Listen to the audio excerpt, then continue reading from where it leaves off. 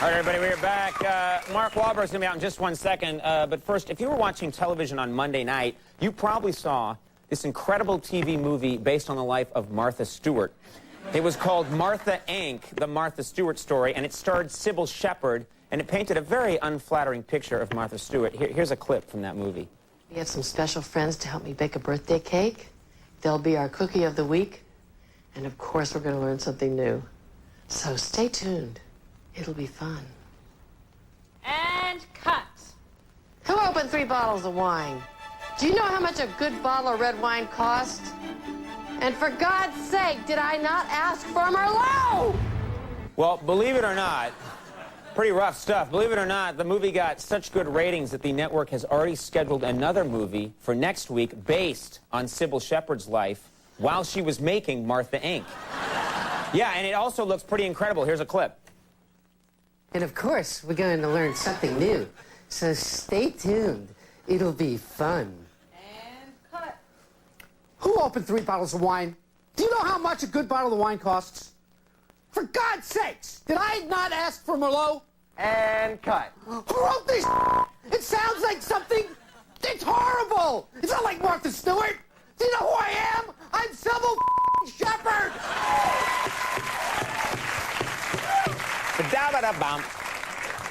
All right, let's get to it. My first guest has starred in numerous films, including Boogie Nights and A Perfect Storm. Beginning next Friday, you can see him in The Italian Job. Please welcome Mark Wahlberg.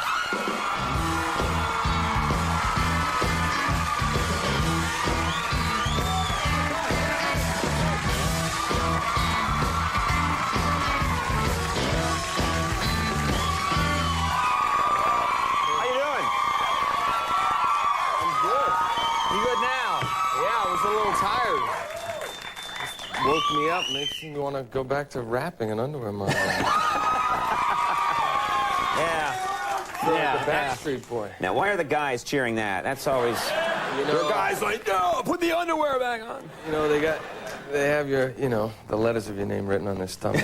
yeah, whips them into a frenzy. Makes me feel good. Yeah. Now, let me ask you something. We got to talk about this movie, The Italian Job, yes. And I have a question for you. I heard, and you hear all these rumors when someone makes a movie, but I don't know if this is true, that you wanted to do a British accent for this movie. I did. And the director was like, no, I don't want you to. I did, yes. Well, the last movie that I had released was Rockstar, and in that movie I got to do a bad British accent. Right. And for some reason he thought that that was me giving my best effort, and so when I suggested it, he said there's no way in hell, and... you know, I'd been studying Michael Caine and the whole thing, and it didn't go over well. Do you have a good British accent? No, but I wanted to try it anyway. You wanted to do it anyway? Yeah. Yeah, You always want to do something different. I mean, I would have literally gone to London for a year, you know, really got it right, but no, there was no way in hell that was happening.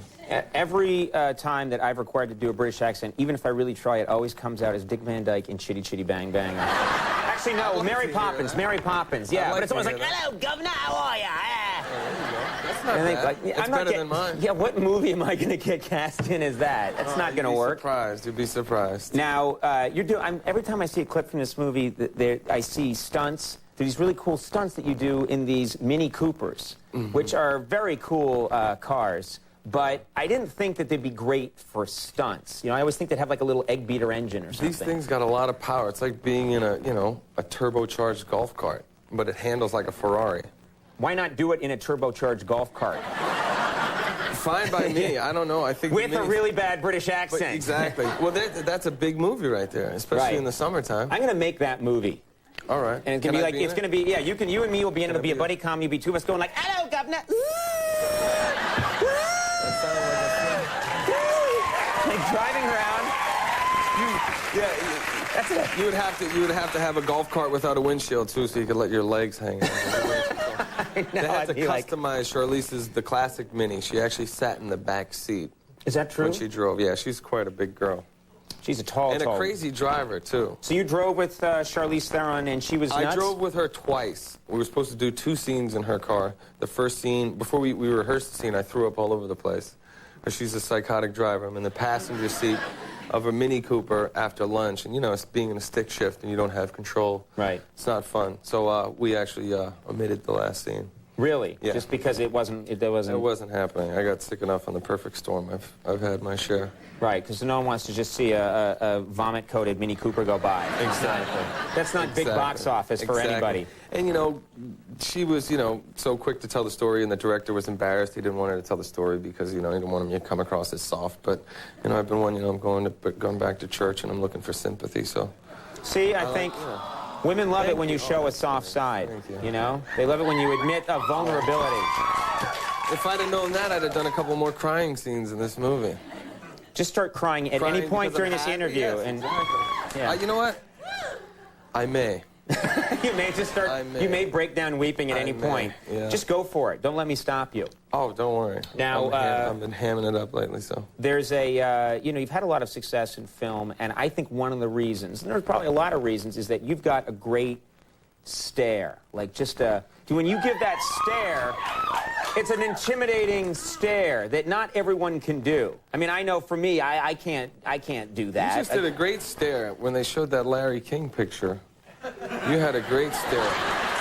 Yeah, that doesn't. That makes people kind of laugh. There's no lady who's going to see that and go like, "Oh yeah, that's hot," you know. That just looks like something's dangerously wrong. You weren't in the green room. Oh, really? There were women going for that, yeah. Two women fainted in there. No, really. It's probably the coffee. But do you think that that's part of your, like, that stare that you give? Do you ever work on that stare? Do you ever, practice in the mirror? Yeah, No. Just look in the mirror and go like... No, I don't. And, you know, you'd be really surprised if you knew exactly what I was thinking about a lot of these moments in movies.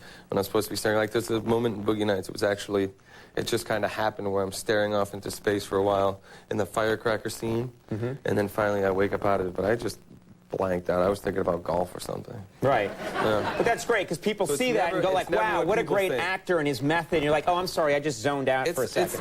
It's like that.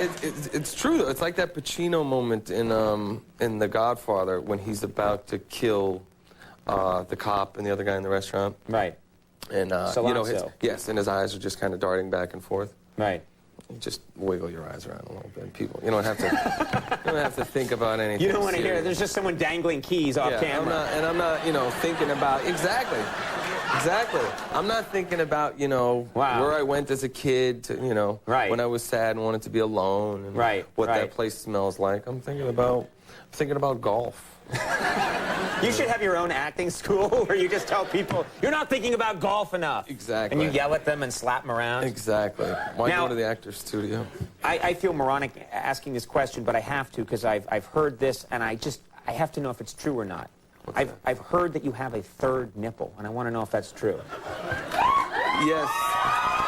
But it's not a big deal. You know. I'm asking for a reason. I only have one nipple. Oh, you do? I'm wondering if you would agree to a nipple transplant. Of course I would. Because I'd become much sexier if I was like, this is Mark Wahlberg's right here. But it's small. It's like a boy's nipple. It never grew. Although there's a couple of hairs around it now. Oh, my God. Let's not get that specific. Well, you got to know what you're getting into. But I'll take it. For a fellow Bostonian, of course. Wow. All right. You'll do it for me. We'll do it at the Brigham and Women's Hospital. All right, right there in Boston. Now, I've had your brother Donnie on here, and very nice guy, and I was curious, you know, if, like me, I grew up, a lot of brothers, and I don't care how old we get, we still, like, wrestle and fight as much as we did when we were 10 years old, and I'm curious if that's the same, like, with you and Donnie. Do you guys ever still get into it? All of us do. You know, for the first 13, 14 years of my life, I took a beating by all of my brothers, you know. It was just like, you know, chain reaction, and by the time I was old enough to kind of handle them, I took advantage of that and still take advantage of it to this day. My brother Paul can't understand why I continue to give him wet willies, you know, to this day. I love how you said I have to handle them, and I thought that was going to be cool fisticuffs, and then it's wet willy. No, it's exactly what he used to do to me. Right. A nice noogie, stick my nasty wet finger in his ear. It's not pleasant. It used to drive me crazy. You know what's funny is when you guys are in your 80s, you'll be doing this to each other. We're not, you know, like me and my brother Donnie, we're not competitive when it comes to work, but if you put us on the basketball court, it's definitely going to end in blood, sweat, and tears. Right. For sure. That's just my how mother it is. used to come out and take the basketball. This is like 2 summers ago. Right. She'd come out, and you're both these big stars, and that's it. Yeah, it's like both of you go to your room. But it's great because there's no competitiveness when it comes to work. We're both very supportive of one another, and You know, I'm about to have a family. I can turn to him for advice. And That's right. You're going to have a baby in August. a Is that little right? girl, yeah. That's great. That's very exciting. Congratulations. Very happy. Have you thought of names yet? We made a deal. If it was a boy, I could pick. If it was a girl, my girlfriend could pick. And If it's a girl, let me suggest the name Kona. Conan. I just thought of it tonight. It's feminine. It's pretty. We have a clip here from the Italian Job. I want to show this. What do we need to know to understand that? And it's probably a scene where my character cracks Edward Norton's character in the face. But we've tracked him down, but now we've blown the element of surprise because he knows that we've survived his evil plot to kill us, and now, you know, we've got to figure out something else. But this is a very satisfying moment for my character, who's not a, you know, physical guy. He doesn't resort to violence. They don't use weapons. And, but it's a very satisfying moment because Edward Norton is incredibly evil in this role. And it's very satisfying for my character and the audience. Okay, let's take a look at this clip from the Italian Job. Surprise. Surprised? That was a good hit. Some in movies are not that good. I've had some practice. You've had some practice. I've had some practice. You really hit him, But probably. I've been on both ends. Well, that was probably a stunt guy on the receiving end. Oh, really? Yeah. You can't just fall down? I'm sorry, you put me in there next time. I'll take the hit. People will wonder why there's a continuity error, why Conan O'Brien was in there for a second of the movie. What the hell was that? But still, you know, I'll do what I have to do to get into pictures.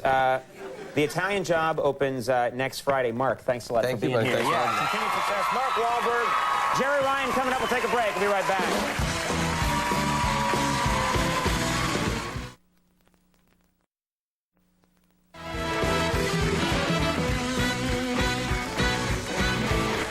All right, everybody, we are back.